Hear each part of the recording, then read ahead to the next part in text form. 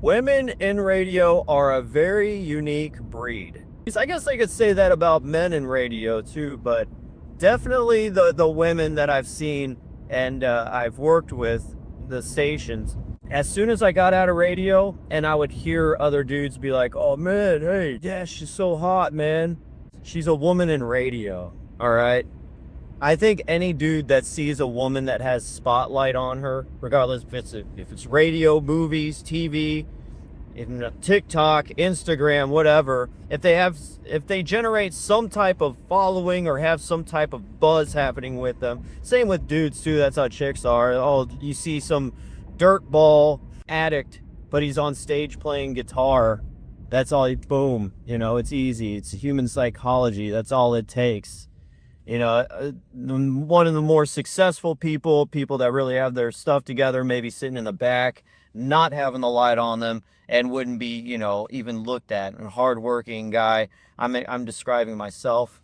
But then again, I have been the guy up on stage too. And I remember one time I got off stage when I was singing in a band, and this was 15, 14 years ago.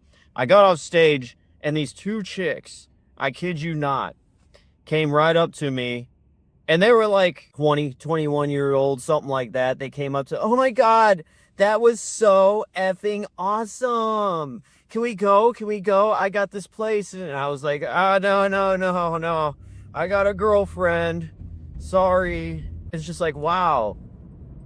In my personal life, in any other instance, that would have never happened. But there I was up on stage. And that will make you look like you are more 500 million bucks. It's absolutely insane. So going back to women in radio, I remember a bigger woman. She was older, probably in her 50s, 55. I was 21. I'd have to work Sundays in one studio, and she would work in the other studio, which was more of a talk news kind of thing. So like almost every hour on the hour, she would have to update the news. She'd, have 3 stories or whatever. But a lot of times she would bring her damn dog into the studio. And it'd just be me and her in the whole building. And the hallways would just be smelling like freaking wet dog. And I spit there. And she would walk around barefooted. And she was a big woman. And her feet would be sweaty, and she'd just be walking around the studio up and down the hallways, getting like the paper from the copier or whatever. And the whole radio station would smell like feet and dog. And I'd be like, oh God. So there's one character, and she was like very flamboyant. She reminds me of like a lot of theater women, and theater women are just so like obnoxious. This reminds me, this getting to the point to what the whole fact of this video is.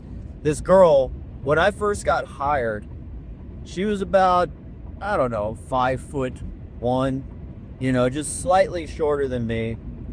Brown hair. She came from Ohio or something.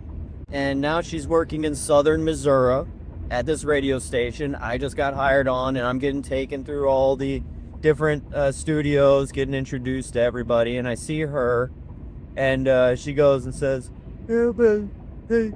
And they're like, "Yeah, hi, ma'am, this is Blake here. You starting new? Hey, how's it going?" "Yeah, hey, oh, I gotta go." I gotta go. I don't have time to say hi to you. I gotta get going. And even like the first impression with her, like, I don't know what it is with people. Why are some people so damn rude right off the bat? You don't even know the person. And I'm court any new person I meet. "Hey, how you doing? What's up?" Very open. Doesn't matter who you are, what you look like, whatever. But it just seems like some people, before they even say hi to you, before they even know your backstory, your lore, they write you off right away just by how you look. It could be just like a deep-seated instinctual thing that goes back since the dawn of time with humans, but maybe you should evolve a little bit with how you think and your mindset. But some people don't. They haven't evolved at all. But anyways, ever since then, this chick would be just obnoxiously confident, and she sucks so bad on the air. Like, she would always be flubbing her words. She would always just like, no personality of a wet cardboard box. And when it came to just working with her around the radio station, there'd be like other guys that would be on-air personnel, and they would all just be like, oh God, here she comes. And she would like be like just sucking up to them so much. Like this one dude, Matt, who was really cool. He was in a band. Like, that makes him cool. But he was cool beyond being in the band. But I say the band because at one point we were all filling out affidavits in the basement. That's another thing you have to do as a radio DJ. You have to fill out affidavits. Who would have thought? And we're all sitting at our computers filling them out. And they're all talking. And she just like is glossing on him so much. Yeah, maybe I could, go to one of your band shows later or listen to you. Maybe I'll rock out to you. And Matt, the guy she's talking about, he's like, she's so damn stupid. I hate her so much. And I was like, yeah, she's like a real bitch to me. I didn't even do anything to her. And and I think maybe it's because I was too friendly. Maybe I should have been meaner to her. Maybe she would have respected me more. But at one point I came across a website. Now, mind you, this is 2006, so it took a bit more effort. There was this whole page that this dude that I guess was crushing on her from Ohio that would like update her fan page. And you go on her page and it was just like her face. And she had this smile where her front teeth would be like, I tell you what, this woman is, if millennial humor was a person, this was her. And there was like sections to the website, her biography, her education, her thoughts, and all this stuff. Like, I don't know if she would email the guy and say, put this on the website for me. But there'd be a photo gallery and all this stuff. And I'm like, wow. For an ego that big, I mean, you would think she's really going somewhere if you saw this website and all this stuff. But she wound up getting on the morning show and at the soft rock radio station. And she would just still be sucking so bad at everything and just laughing at anything the other host would say.